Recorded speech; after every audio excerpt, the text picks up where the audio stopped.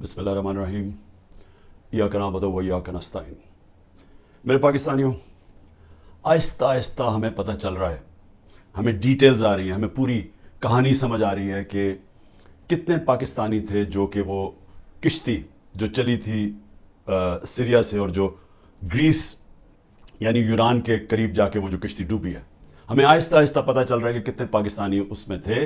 अभी तक पूरी डिटेल्स नहीं हैं, लेकिन खौफनाक चीज़ें सुनाई दे रही हैं कि पाकिस्तानियों को उन्होंने निचला जो तहखाना था उसके अंदर घुसाया हुआ था और उनको ऊपर नहीं आने दे रहे थे। और ज़्यादातर जो लगता है कि जो लोग डूबे हैं वो पाकिस्तानी थे। अभी ये भी नहीं पता चला कितने हैं, लेकिन जो भी बचे हैं उनसे जो आहिस्ता आहिस्ता चीज़ें पता चल रही हैं कि ये एक खौफनाक किस्म का ये सानिया हुआ है पाकिस्तानियों के लिए, औरों के लिए भी, और भी जो वहाँ किश्ती के ऊपर थे, जिनका अभी तक पता ही नहीं कि कितने लोग डूबे हैं। लेकिन इससे क्या चीज़ सामने आती है? इससे ये चीज़ सामने आती है कि जो पैसे वाले लोग हैं, जो प्रोफेशनल्स हैं, जिनकी दुनिया में डिमांड है, जिनको आराम से वीज़ा मिल जाता है, उनमें से तो 9-10 लाख पाकिस्तानी मुल्क छोड़ के चले गए, क्योंकि उनको उम्मीद चली गई है कि उनको लगता है कि अब ये पाकिस्तान उधर जा रहा है कि इधर इसका कोई मुस्तकबिल नहीं है, तो वो तो मुल्क छोड़ के चले गए और वो छोड़ते जा रहे हैं जिन लोगों के पास पैसा है या वसाइल है या हुनर है या प्रोफेशन है। लेकिन जिनके पास नहीं है, जिनको वीज़े नहीं मिलते, वो इसी तरह किश्तियों पे किसी ना किसी तरह पैसा जमा करते हैं, उस पैसे से किसी को देते हैं कि जी हमें नाजायज़ तरीके से पहुंचा दे वहाँ। जिस तरह ये किश्ती में लोग जा रहे थे, सब नाजायज़ थे, यानी सब इलीगल थे, इनके पास किसी के पास वीज़ा नहीं था। इन सब ने पैसे दिए थे, जो दलाल होते हैं जिन्होंने कहा कि हम आपको पार पहुंचवा देंगे। ये उन्होंने उनको पैसे दे के सारी ज़िंदगी की कईयों ने अपना पैसा जमा करके या ख़ानदान जमा करके भेजता बाहर के, बाहर से पैसे कमा के वापस भेजेंगे। तो ये सारे वो लोग थे, जो दूसरे भी थे वो भी ये लोग थे। अच्छा, अब इनमें ये जो लोग जा रहे थे ये किन मुल्कों से जाते हैं? सवाल हम अपने आप से पूछें कि ये कौन से मुल्क हैं जिधर इतने बुरे हालात हैं कि लोग अपना घर छोड़ के सारा पैसा इकट्ठा करके ख़ानदान इनको बाहर भेजता है? वो कौन से मुल्क हैं?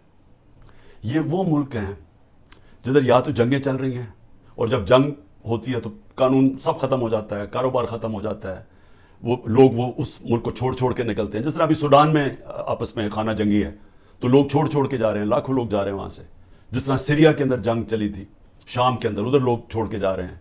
या लिबिया के अंदर सिविल वॉर हुई जब, तो आपस में जब लड़े तो उधर लोगों ने जाना शुरू किया। लेकिन और कौन से मुल्क हैं? अब मैं आपको ये बताना चाहता हूँ कि ये जो मैं आपको 27 साल से कह रहा हूँ, इंसाफ की तहरीक, मैं कहने की अपनी कौम को ये कोशिश कर रहा हूँ कि जब तक एक मुल्क में इंसाफ नहीं होता, रूल ऑफ लॉ नहीं होता, कानून की हुक्मरानी नहीं होती, वहाँ खुशहाली नहीं आती। तो ये सारे तकरीबन लोग उधर उन मुल्कों से जा रहे हैं जिधर कानून की हुक्मरानी नहीं, जिधर जंगल का कानून है। तो मैं आज आपको बताना चाहता हूँ कि वो मुल्क जिनके अंदर रूल ऑफ लॉ यानी कानून की हुक्मरानी सबसे ज़्यादा है और किधर कम है।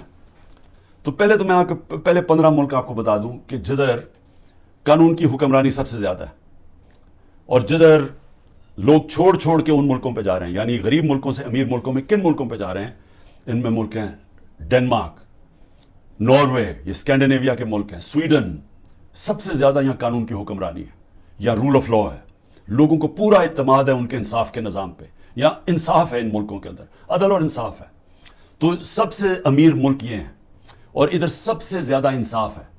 तो ये इंसाफ के अंदर ये जो जितने भी मुल्क हैं, ये 0.90 से लेके 0.80 के बीच में ये सारे मुल्क हैं, जिसमें ऑस्ट्रेलिया है, बेल्जियम है, कनाडा है, आयरलैंड है, बरतानिया है, लग्जमबर्ग है, न्यूजीलैंड है, जर्मनी है, नेदरलैंड्स है। ये सारे वो मुल्क हैं, और अमेरिका, जिनकी जो ये रूल ऑफ लॉ इंडेक्स में सबसे ऊपर है। तो ये वो मुल्क है जिसकी तरफ ये लोग किश्तियों में अपनी जानें खतरे में डाल के ये इन मुल्कों की तरफ जाते हैं।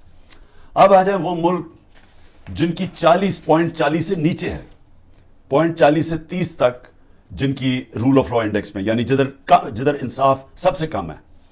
अब वो कौन से मुल्क हैं? तो जिसमें मुल्क हैं अफगानिस्तान है, म्यांमार है, जिधर ये अभी तबाही मची हुई है, जिधर मिलिट्री ने संभाला हुआ मुल्क, उधर पाकिस्तान है, युगांडा है, जिम्बाब्वे है, کانگو ہے یعنی افریقہ کے ملک ہیں, موزمبیک ہے, ایتھیوپیا ہے جدھر بھی ابھی خانہ جنگی چلی ہے, تو وہ ملک ہے, نکراگوا ہے یعنی ساؤتھ. سو یہ وہ ملک ہیں جدھر سب سے کم اس وقت قانون کی حکمرانی یعنی رول آف لا ہے, جدھر سب سے کم انصاف ہے. ان سارے ملکوں سے یہ وہ ملک ہیں جدھر سب سے کم ہے. ادھر سے لوگ جا رہے ہیں ان ملکوں میں جدھر سب سے زیادہ انصاف, اور کیونکہ انصاف ہے خوشحالی ہے. میں یہ آپ کو کیوں آج بتا رہا ہوں, میرے پاکستانی بھی میری طرح غور سے بات سن رہے ہیں. میں پھر سے کہتا ہوں کہ عمران خان وہ خوش قسمت انسان ہے, اللہ نے اس کو سب کچھ دیا. جو میں نے زندگی میں اللہ سے اپنے لیے مانگا اس نے مجھے دے دیا. میں آپ کو اس لیے بتا رہا ہوں کہ پاکستان کا یہ رول آف لا انڈیکس میں سے 140 ملک میں ہمارا نمبر 129 ہے, یعنی 129واں نمبر اس ملک کا ہے جدھر سب سے کم انصاف ہے. اب یہ سوچ رہے ہیں کہ یہ انڈیکس ادھر کا ہے جب سے یہ 9 مئی کے بعد مکمل طور پہ یہاں قانون کی دھجیاں اڑائی گئی ہیں. 9 مئی کے بعد پاکستان میں وہ بہانہ مار کے, اور میں انشاءاللہ جب بھی اللہ موقع دے گا میں یہ ثابت کروں گا, کیونکہ اب تو مجھے ڈیٹیلز آ گئی ہیں ساری, کہ ہمارے اندر لوگ گھسائے ہوئے تھے جنہوں نے یہ پلان کر کے یہ آگے لگائی ہیں, اور یہ ہر جگہ سے ایک ہی آواز ہے, یہ ہمارے لوگ نہیں تھے. میں نے ایک سے پوچھا, ہمارے لوگ چھپے ہوئے تھے, کیونکہ وہ چھپے ہوئے ہیں جیل میں ہیں. مجھے تھوڑا آہستہ آہستہ لیٹ پوری طرح اس کی خبریں ملی ہیں, لیکن جس سے بھی میں نے پوچھا ہے انہوں نے ایک چیز کہی ہے جی, کہ ایک دم کوئی لوگ آتے تھے اور یہ ایک دم ساروں کو اشتعال دلواتے تھے کہ چلو وہاں چلو, ادھر چلو جی GHQ چلو, چلو ادھر جا کے یہ جو جہاز چوک پہ میاں والی میں اس کو آگ لگا دو. لوگ کہہ جی اب ہیں کون, وہ ہمارے تحریک انصاف نے کبھی دیکھے ہی نہیں تھے. تو یہ ہر جگہ سے یہ آئی ہیں. کور کمانڈر گھر کا جلا دیا گیا, بڑا شور مچایا گیا, لیکن آج تک کوئی IG پولیس سے پوچھا ہے کہ 2-3 گھنٹے لگ رہے ہیں کراؤڈ کو آنے کے لیے, آپ کدھر تھے؟ جو ٹرمپ کے لوگوں نے جب ان کی پارلیمنٹ کیپٹل ہل کے اوپر جب انہوں نے چڑھائی کی, سب سے پہلے پولیس چیف کو فارغ کیا. تو ادھر تو یہ اس کو تو کوئی پوچھ ہی نہیں رہا. اور کوئی کیوں نہیں ابھی تک CCTV کیمرہ کی ساروں کو TV کے اوپر ڈیٹیلز آئی, سارا وقت TV پہ پروپیگنڈا چل رہا ہے. بتائیں تو صحیح, وہ شکلیں تو بتائیں, کیوں نہیں صحیح معنی میں ہمارا کیوں نہیں موقف لیا گیا؟ ہم ساروں کو پکڑ کے جیلوں میں ڈال دیے, کیسز کر دیے ہیں. میرے اوپر, میں جیل کے اندر تھا, 9 میرے اوپر جیل میں جب میں تھا 9 کرمنل کیس کر دیے ہیں کہ میں نے ان کو اشتعال دلوایا تھا. کوئی ثبوت ہے؟ کوئی ہاں جی ہمارے پاس آتی ہے جی کہ ہمارے پاس بڑے ثبوت جمع کیے ہوئے ہیں. میں چیلنج کرتا ہوں, یہ تو چھوڑو 27 سال میری پالیٹکس میں, ایک دفعہ بتاؤ کہ میں نے کبھی کسی کو کہا ہو کہ پرامن احتجاج کے علاوہ کوئی احتجاج کرو. ایک دفعہ مجھے کوئی بتا دے. میرے سارے پارٹی سینئرز کو میری پالیسی کا پتا تھا, اور سارے سینئرز وہی باتیں کر رہے تھے, پرامن احتجاج. ہم کہیں بھی پرامن احتجاج کر سکتے ہیں, یہ ہمارا آئین ہمیں اجازت دیتا ہے, کوئی نو گو ایریا نہیں ہے. لیکن یہ جو جلانا تھا یہ ایک پلان سازش کے تحت اس لیے ہوا کہ اس کے بعد پورا ایکشن تیار تھا. ایک دم 48 گھنٹے میں 10,000 لوگوں کو جیلوں میں ڈال دیا, اور سارا کچھ بلیک آؤٹ میڈیا سے اور سارا کنٹرول ہو گیا ایک دم. تو جو پہلے سے پلان بنا ہوا تھا وہ موقع مل گیا کہ ایک دم اس موقع کا فائدہ اٹھاتے ہوئے ایک دم لوگوں کو انہوں نے پارٹی کو ختم کرنے کے لیے پورا پلان بنا ہوا تھا. لیکن میں آج آپ سب سے کیوں یہ بات کرنا چاہتا ہوں, دیکھیں جس طرف ہم نکل گئے ہیں نا, آپ یقین کریں اس ملک کا کوئی مستقبل نہیں ہے. میں اپنے ملک کے لیے اب کہہ رہا ہوں, میں نے بڑی کوشش کی ہے اسٹیبلشمنٹ کو اور آرمی چیف کو پیغام دینے کے لیے, لیکن وہ شاید یہ سمجھتے ہوں کہ میں کو کمزور ہو گیا ہوں, میں کو گھبرا گیا ہوں, یا میرے کیونکہ لوگ نہیں ہیں, میرے یہ سارے اندر مجھے اکیلا کیا ہوا ہے, تو شاید میں اس لیے کہہ رہا ہوں. میں آپ سے نہیں, جب سے میں حکومت سے گیا ہوں تب سے میں لگا ہوں کہنے کہ ہمارے ساتھ بات چیت کرو. 2 دفعہ جنرل باجوہ سے میں ملا بات چیت کرنے کے لیے. میں نے اپنی ٹیم بنائی جنہوں نے جا کے جنرل باجوہ سے میٹنگ کی کہ اس کا راستہ نکالو. میں پاکستان کی بات کر رہا تھا کہ ملک کے لیے کیا بہتری ہے, تو کوئی یہ نہ سمجھے کہ میں کمزوری میں بات کر رہا ہوں. مجھے خوف آ گیا ہے کہ یہ میرا ملک تباہ ہو رہا ہے, اور میں واضح کر دوں میں نے کبھی یہ ملک چھوڑ کے نہیں جانا. مجھے کوئی کہے کہ جی آپ کوئی باہر چلے جائے, کوئی ڈیل کر لے, میں حقیقی آزادی کی جدوجہد 27 سال سے کر رہا ہوں. میں ڈیلز کرنے کے لیے نہیں کر رہا کہ جی اگر یہ کریں تو ہم آپ کو آگے وزیر اعظم بنا دیں گے, یہ کر دیں گے. میں یہ وزیر اعظم کے لیے نہیں کر رہا, میں ایک اپنے ملک کے اور اپنے ملک کے بچوں کے مستقبل کے لیے کر رہا ہوں. میں باتیں بھی آپ کے لیے اس لیے کہتا ہوں کہ ڈائلاگ کرو, کیونکہ جس طرف یہ نکل گئے ہیں یہاں تو آگے اندھیرا ہے. یہ حالات ہیں کہ کل کوئی بچے آئے, سوشل میڈیا کے بچے 20-30 لڑکے آئے, وہ جیسے باہر نکلے پکڑ کے ان کو جیل میں ڈال دیا. کس قانون کے تحت بتائیں, کس قانون کے تحت؟ پہلے تو آپ کہہ سکتے تھے نا جی کہ یہ ہمیں جی وہ کچھ جیو فینسنگ میں نظر آئے, آپ کو تو پتہ ہی نہیں ہے لڑکے کون ہیں, پکڑ کے سیدھا جیل میں لے گئے. میرے وکیل عزیر بھنڈاری جو کہ سینئر ایڈوکیٹ ہیں سپریم کورٹ کے، ان سے میں نے ملٹری کورٹس کے اوپر میٹنگ کی کہ یہ ملٹری کورٹس کو میں چیلنج کرنا چاہیے کہ بالکل دنیا میں مذاق اڑا ہے پاکستان کا، کبھی جمہوریت کے اندر بھی ملٹری کورٹ آئے ہیں اور وہ یہاں سے باہر نکلے اس کو اٹھا کے لے گئے، اس کو اور اس کو ڈرائیور کو. یہ کس قانون کے تحت؟ یعنی یہاں تو قانون کی دھجیاں اڑا دی، یہاں تو بلکہ بنانا ریپبلک سے بھی بدترین حالات ہو گئے ہیں. میڈیا کا منہ بند کر دیا. میں ویسے وہ میڈیا والوں سے سر آج پوچھنا چاہتا ہوں جو بڑے جہاد لڑتے تھے میڈیا کی آزادی کے لیے، وہ میڈیا ہاؤسز جی ہم آزادی رائے اور آزادی میڈیا، وہ کدھر چلے گئے ہیں؟ چپ کر کے دم دبا کے سر بیٹھ گئے کہ سارا اس وقت عمران خان کا نام نہیں آنا چاہیے میڈیا کے اوپر، وہ پتہ نہیں کتنا خطرناک دہشت گرد ہے.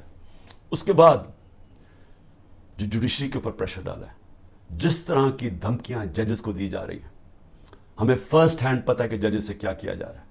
جو جج لائن میں نہیں اس کے اوپر میڈیا اس کی ٹرائل شروع کر دیتے ہیں، اس کے اوپر ہر قسم کرپشن کیسز ہر چیزیں اٹھاتے ہیں. ان کے ایک اب میں بتاؤں سینئر سپریم کورٹ کے جج کے ان کے لوگ اٹھا کے لے گئے، ان کے نوکر کو اٹھا کے لے گئے. تو ان کے اوپر بھی پریشر ڈالا ہوا ہے کسی طرح ان کا منہ بند ہو جائے. ہر قسم کا پریشر ڈالا ہے کہ وہ بھی لائن میں آ جائیں کہ یہ اس ملک کے اندر مکمل طور پہ آمریت قائم ہو جائے، کسی کی جرت نہ ہو. خوف کی فضا اتنی ہے، سب ڈرے ہوئے لوگ کہ جی اب پتہ نہیں کس کا گھر رات کو توڑا جائے گا. گھس جائیں گے اندر پولیس. اچھا پولیس بھی عام سادہ کپڑوں میں آتے ہیں، شلوار قمیض میں آتے ہیں، بندوقیں پکڑ کے اندر گھس جاتے ہیں، چیزیں توڑ کے چلے جاتے ہیں، لوٹ کے چلے جاتے ہیں. پولیس لوٹ رہی ہے. پولیس کو سوچیں کیا حال کر رہے ہیں کہ آپ یہ پولیس سے جو یہ کام کروا رہے ہیں، کیا پولیس اپنے یہ کام نہیں کرے گی؟ اور کیا اس سے یہ واضح ہوتا ہے کہ کیا عام غریب آدمی اس کے گھروں میں تو یہ عام ہوتا ہوگا؟ میں اپنی پارٹی کو یہ بار بار کہتا ہوں کہ آپ دیکھو جو ہمارے پہ گزر رہی ہے، اس ملک کے کمزور پہ ہر روز ایسے ہوتے ہیں جب بھی اس کا طاقتور سے ٹاکرا ہوتا ہے. سوچیں انٹیریئر سندھ میں کیا ہو رہا ہے، جو یہ زرداری کرتا ہے لوگوں سے، تو یہی تو کرتا ہے وہ ان سے، لوگوں کو غلام بنانے کے لیے یہی تو دہشت گردی ہے. ایف آئی آر کٹوا دی، مارے پڑوا دی، اغوا کر دیا، مروا دیا. تو یہ تو وہ بھی کرتا ہے. یہاں بھی ایک وہی فضا بنائی ہوئی ہے کہ جی کسی ٹائم کے کسی گھر پہ آ جائیں گے.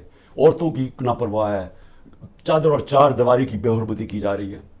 یہ شرم کی بات ہے کہ ہمارے وہ سینئر جرنلسٹ جن کی کریڈیبلٹی ہے، دنیا عزت کرتی ہے، قوم ان کو مانتی ہے، وہ ملک سے 4-5 ملک سے باہر بھاگ گئے، ان کو باہر بھگوا دیا.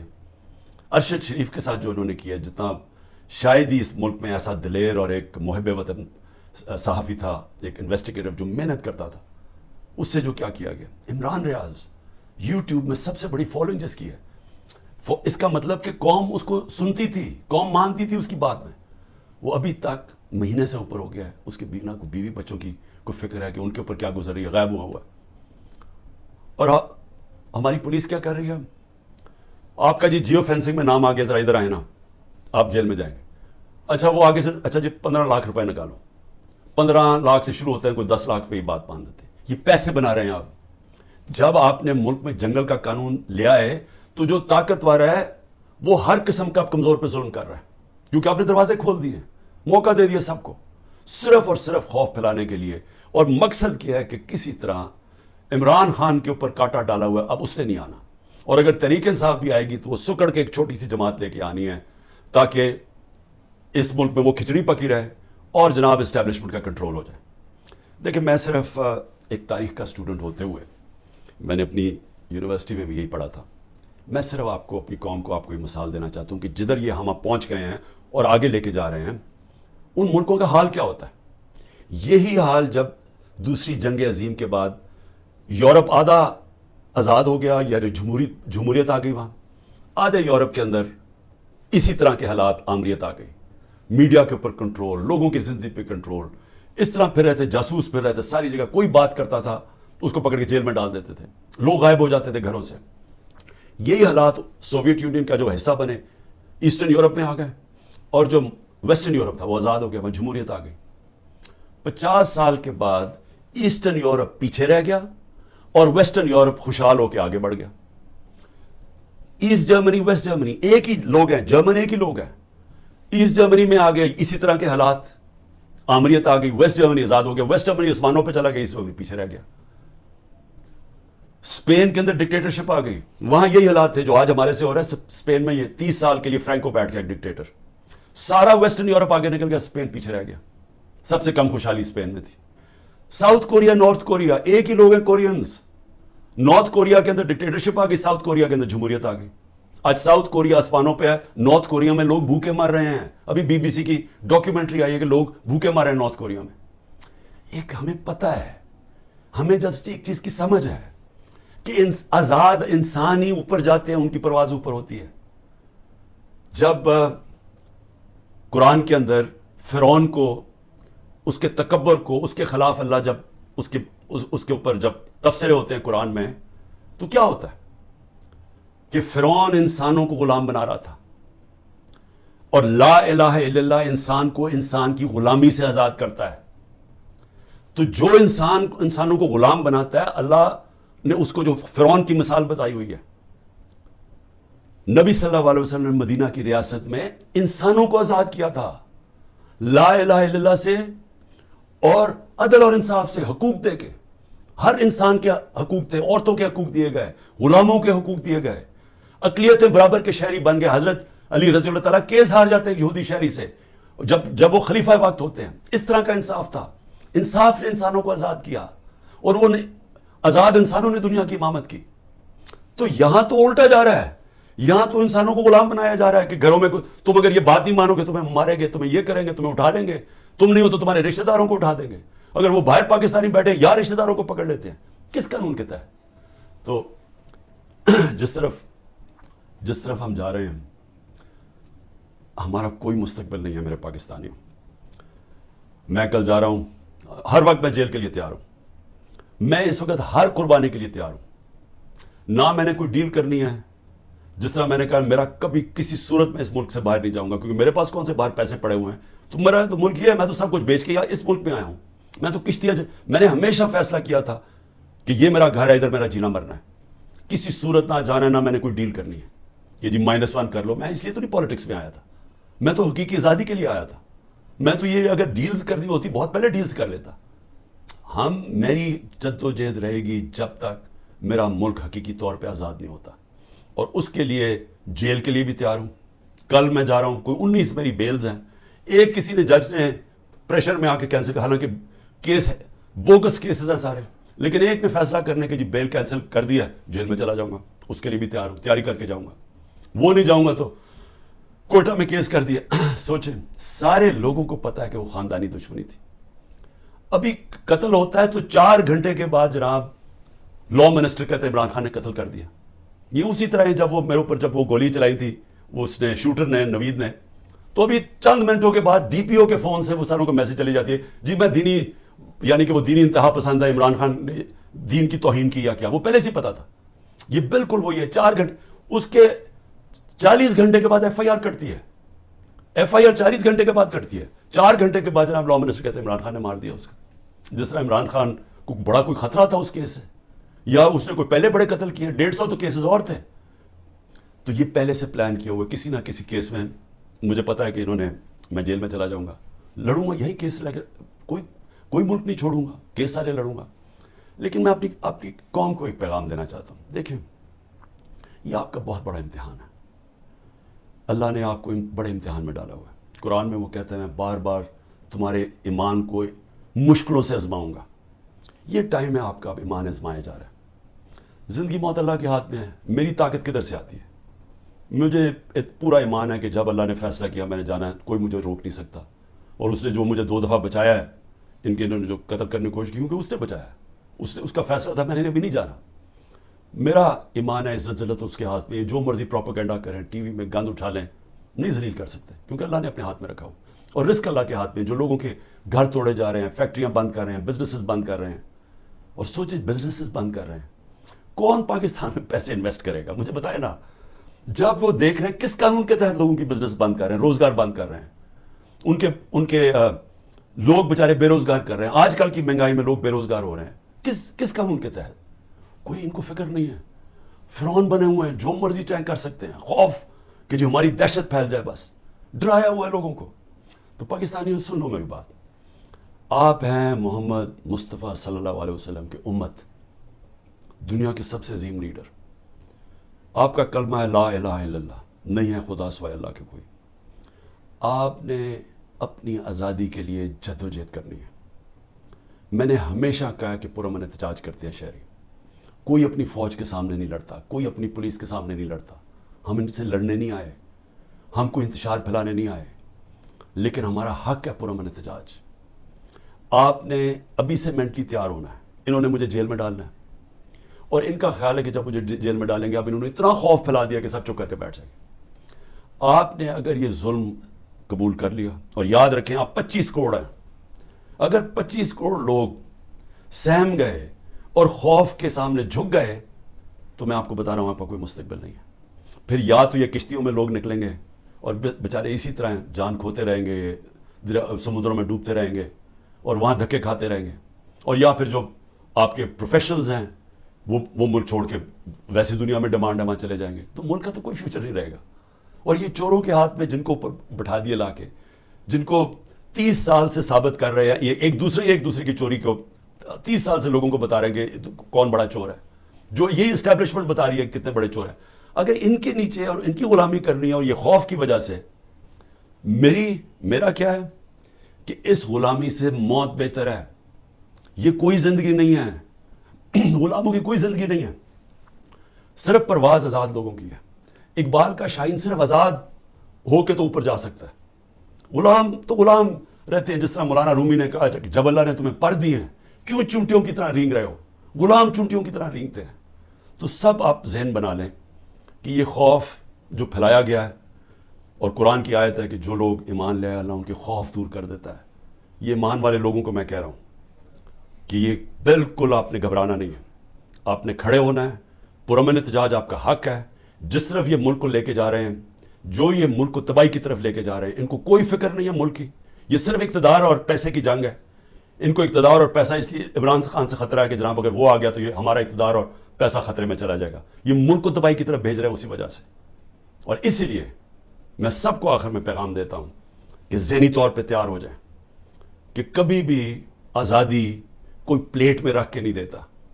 آزادی کے لیے قربانیاں دینی پڑتی ہیں, اور آپ سب کو, میں بھی تیار ہوں, آپ سب کو تیار ہونا چاہیے قربانیوں کا.